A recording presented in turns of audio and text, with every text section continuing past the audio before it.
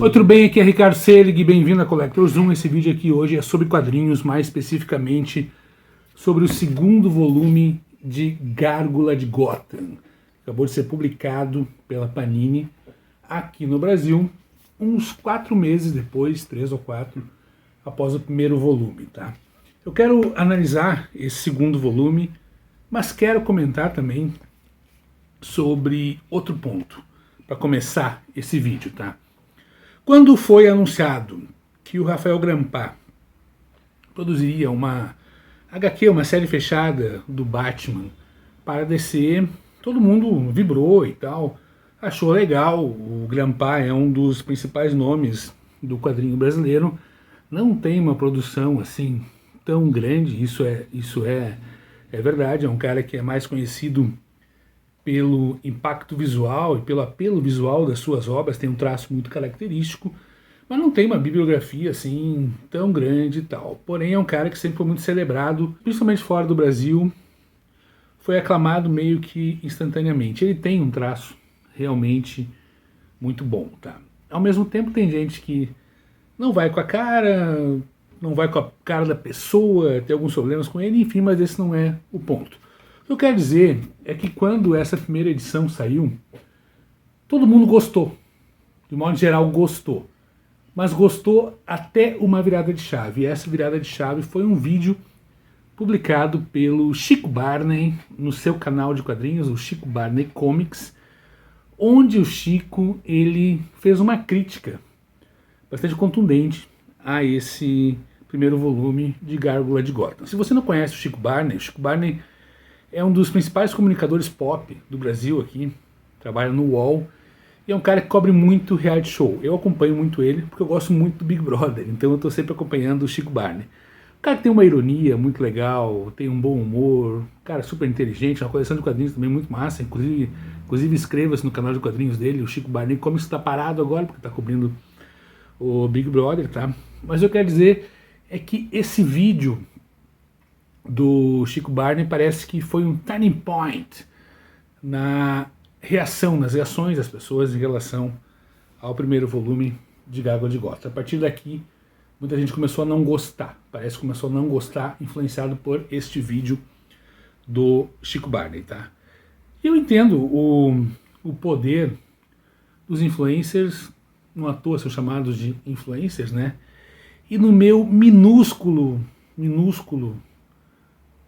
nicho aqui, eu também influencio as pessoas, tento influenciar sempre pro lado bom e tal, mas eu senti que muita gente, e o pior, outros canais de quadrinho também, meio que surfaram nessa onda dessa crítica do Chico Barney ao primeiro volume de Gárgula de Gotham e também começaram a publicar vídeos criticando a obra e vídeos que, sinceramente, posso estar errado, tá?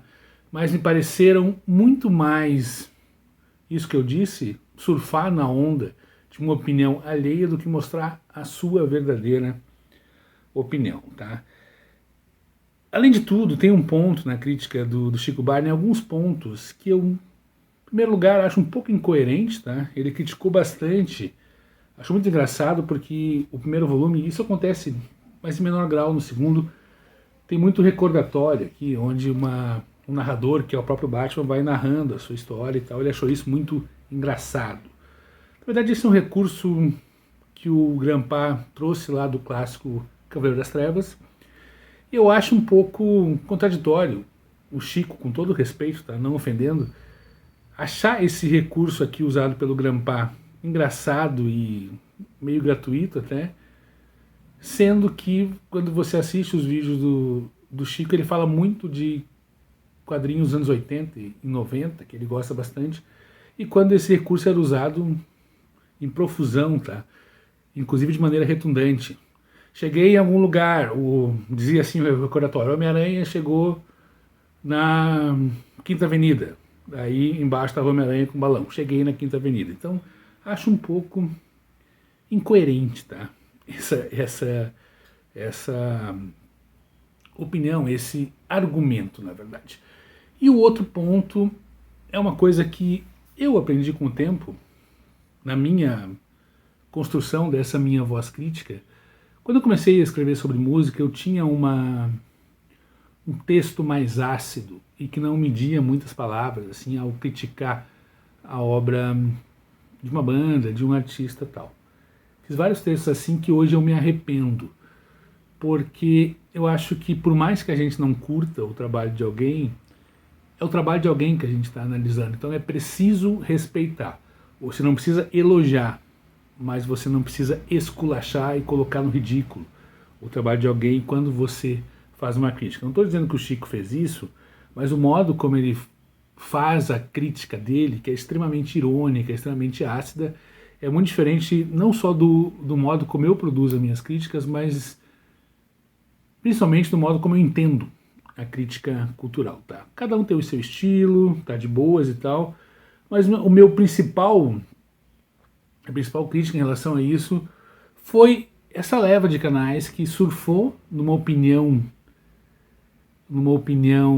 que não elogiou um quadrinho que estava sendo elogiado até então, e esses influencers, formadores de opinião surfaram uma opinião alheia, como que para validar uma opinião sua, e isso me transmitiu a sensação de que não estavam falando a sua verdadeira opinião sobre a obra. Pode ser que estavam, tá? Afinal não estou lá para conversar, não conheço pessoalmente, não sou eu que fiz essas críticas, mas eu acho que teve esse turning point aí.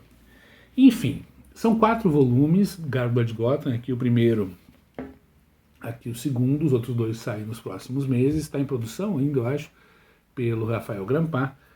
Esse primeiro volume apresentou esse universo com um novo vilão aqui, o Crytoon, que é, deixa eu chegar nele aqui, para mostrar para vocês, está aqui nessa página, está aqui o Crytoon, que eu gostei do visual, e aqui nessa segunda edição, existem mais alguns personagens novos interessantes, como essa pessoa que só foi apresentada visualmente, não tem um nome ainda.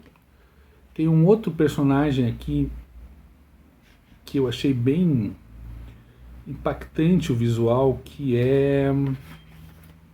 Espera aí que eu estou chegando nele. Já vamos chegar. Só virando um pouquinho mais as páginas aqui. Esse cara aqui, que é apresentado como Madreposa. E na última página, mais esse cidadão aqui, que eu não sei muito bem quem é. Como toda série dividida em capítulos, no caso aqui 4, esses volumes iniciais acabam introduzindo conceitos e vão desenvolvendo a trama. O volume 2 ele desenvolve um pouco mais, mas sem revelar muita coisa. Achei interessante o que o Rafael Grampar propôs aqui, ao mexer um pouco nessa coisa sagrada da mitologia do Batman, principalmente no momento aqui onde ele perde os pais, ele insere um pós-perda dos pais aqui, bem chocante, e eu achei bem interessante o que ele propôs aqui. Essa ideia dele gera um personagem que acabou fazendo com que outras pessoas tivessem um impacto nada positivo em relação, enquanto ele tentava se vingar da morte dos pais. Intensifica um outro ponto aqui, que é criar tanto um Bruce Wayne quanto um Batman extremamente arrogante, muitas vezes babaca. É bom lembrar que o Batman aqui está no início da sua carreira como vigilante, então é um personagem bastante inexperiente ainda. A arte, como sempre, não tem muito o que criticar da arte, porque o Grampar ele é um ilustrador sensacional. Tá bom lembrar que a colorização aqui foi feita por outro brasileiro, que é o Matheus Lopes. Tem feito um trabalho bem massa, tá? Aqui a narrativa acaba, a história, o roteiro acaba dividindo e colocando bastante peso no Bruce Wayne nesse segundo volume, tá? Achei isso acertado porque o primeiro volume você percebe que ele quer apagar, ele quer, como é que eu vou dizer, ele quer apagar da história do Batman o Bruce Wayne e ficar sendo o personagem principal, a persona dele ser só o Batman e não existir mais o Bruce Wayne. E aqui isso meio que é corrigido, tá? Há atritos aqui, tanto com a polícia de Gotham quanto com os cidadãos de Gotham. o que mostra a figura desse Batman inexperiente, arrogante, meio trouxa, meio babaca, que a gente vê. A arte é ótima, né? Olha aqui, esses quadros aqui, assim como a colorização, tá? O Grampa, ele consegue construir visualmente personagens novos com apelo visual muito forte, que não sei se terão continuidade, porque a própria galeria do Batman já é uma das mais legais dos quadrinhos, né? Então não sei se esses personagens terão ou não continuidade na cronologia normal do Batman, acredito que não, mas aqui estão funcionando. E a trama anda apenas um pouquinho em relação ao primeiro volume. Deixa claro já algumas coisas, como como é que eu vou dizer, deixou esse trauma da morte dos pais ainda mais forte, tá? Deixou claro essa personalidade, que eu acho que é um dos pontos mais marcantes até agora, essa personalidade que você tem do Bruce Wayne, do Batman, que não é nada convidativa e não é nada cativante. O Batman, de modo geral, é um cara fechado e soturno, mas aqui ele é babaca, tem uma personalidade trouxa, é um imbecil de modo geral, tanto ele quanto o Bruce Wayne, é um riquinho mimado. E isso é interessante, essa construção que ele está fazendo, tá?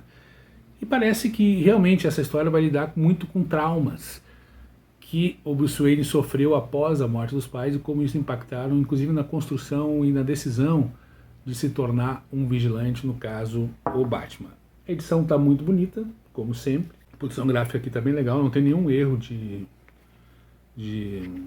revisão, nem de tradução aqui, acho que ficou bem redondinho. E era isso, gostei do segundo volume, gostei bastante. Sigo construindo a minha própria opinião, espero que as pessoas também construam as suas próprias opiniões, independente das opiniões de quem for, de que influencer que for, sabe? Eu acho que na relação que a gente tem com a cultura, seja quadrinhos, leitura, séries, cinema, música, é muito importante a gente, mesmo que leia críticas negativas, é muito importante a gente ver com os próprios olhos e chegar à nossa própria opinião sobre as coisas. Isso é algo que eu aprendi faz muito tempo.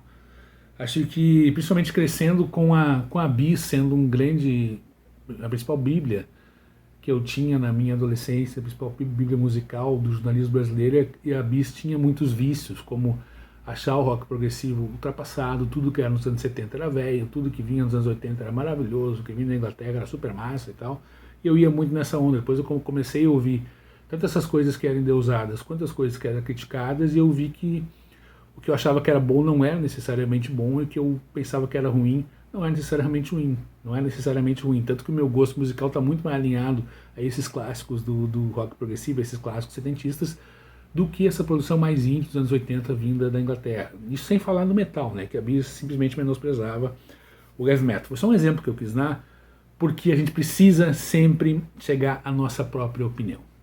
É legal acompanhar influências e pessoas que a gente acaba construindo uma relação de confiança justamente por validarem a nossa opinião e por pensarem como a gente, mas mais importante do que isso é a gente ter a nossa própria opinião. E a minha opinião é que esse quadrinho tá legal, tô gostando, não sei como vai acabar, mas acredito que vai chegar a uma conclusão bastante interessante. Faltam 2 volumes ainda, e estou gostando, gostei do que li até agora. Gostou do conteúdo? Espero que sim.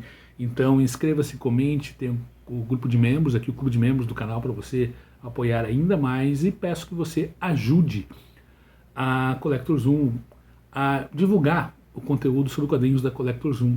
Ajuda muito o canal se você levar esse conteúdo para grupos e tal que você participa. Um abraço para o Chico Barney, sou fã do Chico Barney, gosto do conteúdo dele, me divirto com ele, mas não impede de eu achar que essa opinião, esses argumentos que foram usados para falar sobre esse primeiro volume de Gárgula de Gotham foram fracos, na minha opinião. Não gostou? Beleza, tá no seu direito, era isso, e valeu, chega, já falei demais, e até a próxima.